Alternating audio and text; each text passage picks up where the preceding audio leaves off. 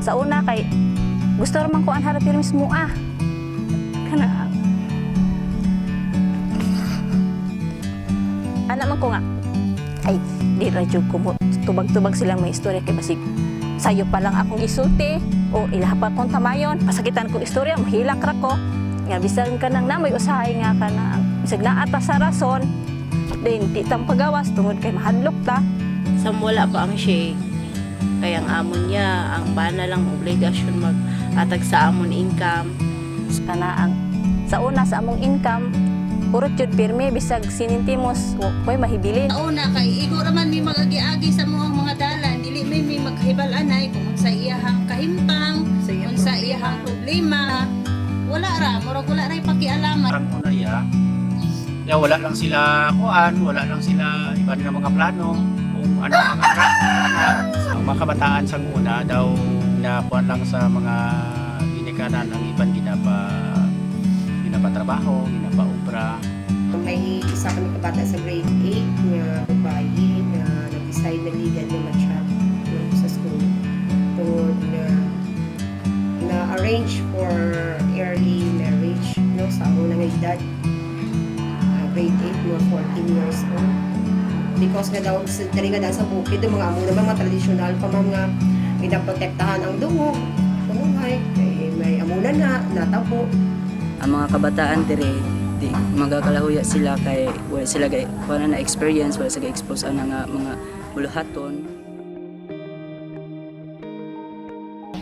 Bilang usa ka SHIG member dako na kay kog na katunan dako pug kog na pasalamatan nga nadawat nako sa SHIG ilabi na sa economic nga may negosyo mi ma'am nga katong feeds o grocery o bulong.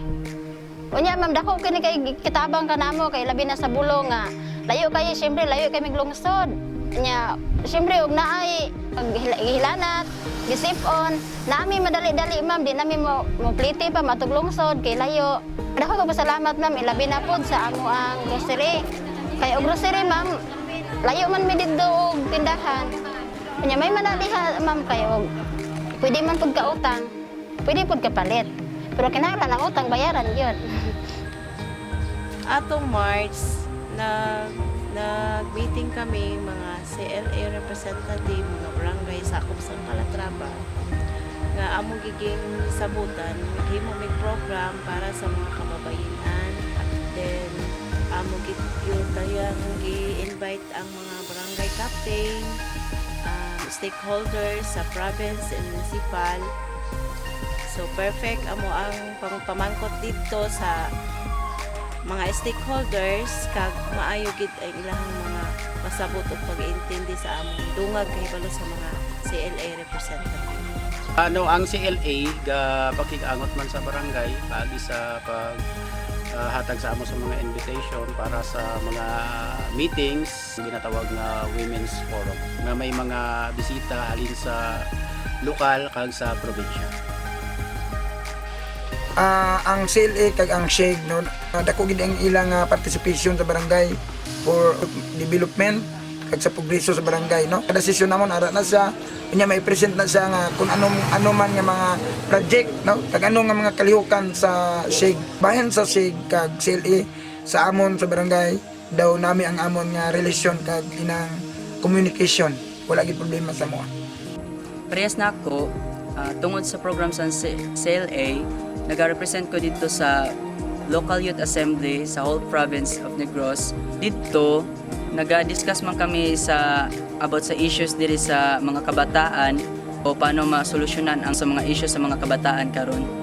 Sa karon nga nanay CLA nanay opportunities nga kanang maka-attend og mga trainings o mga workshops. So first time to nato diri no yes, nga first time to na Children's Day. So kami ra pud ang gather sa mga kabataan by guide sa atong nga CLA. Pinagi silang guidance na buhat na mo or na-implement na mo nga program o activities diri sa mga lugar. Kung ang principal mo report sa barangay niya, wala yung action ng barangay, may kaso po ng ato bang mga barangay. Unsa ka? Hindi na sila mahigo. CLA dakong it nga nabulig about sa teenage pregnancy, inang sa mga child labor.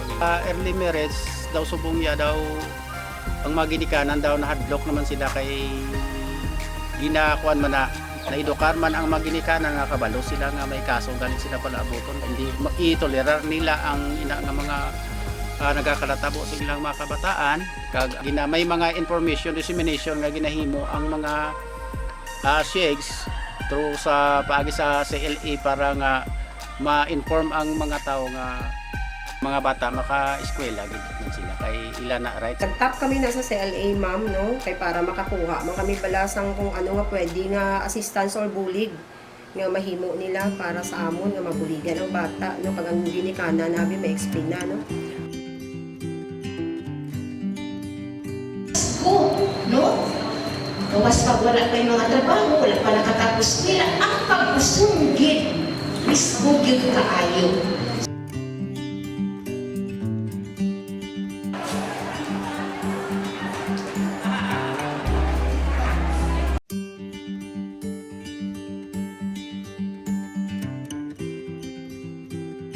Nakahibalo mi ug unsa di ay right sa mga kababaihan ug unsay angay himuon nga makabarog ang mga babae sa iyang kaugalingong paningkamot. Nakita nako nga kung wala pa namo i-savings ang among kwarta, wala na ron, hasta ron ang among kwarta wala na. Pero sa pagkakaroon nga naa kami sa SIG o sa mi ka grupo, ako ang kwarta nga gi-savings. Kaluoy sa Ginoo dako-dako. Ga-improve gid ang ila knowledge about sa ila rights kag sa ila advokasya para sa kababayan kag sa mga kabataan sa pag-abot na sa SIG. May ara na sila sa mga business, balo na sila kung paano mag-manage sa negosyo para nga makabulig mo sila Sa una wala pa ang SIG, akong bata na minyo gid sa 17 pang edad. So karon na-realize ko, gina-organize na ko sa ubang mga bilang ginikanan nga ang mga bata pagabantayan gid og doble attention sa mga bata, kabatanunan. Dako gid siya kay nakatabang sa ako ang kaugalingon una dayo asa kong panimalay kay pagkakaron daghan-daghan na jud kong nakatuunan sa para sa pag-abuso sa kanang mga kababaihan, kung say dapat buhaton nga harong dili na mapadayon bitaw ang mga kanaang pang-abuso, kanang diskriminasyon. Babae mga o malalaki, patas ang trabaho ug ang pagtratar. Nas maayo gid ang yaning abot ang SIG.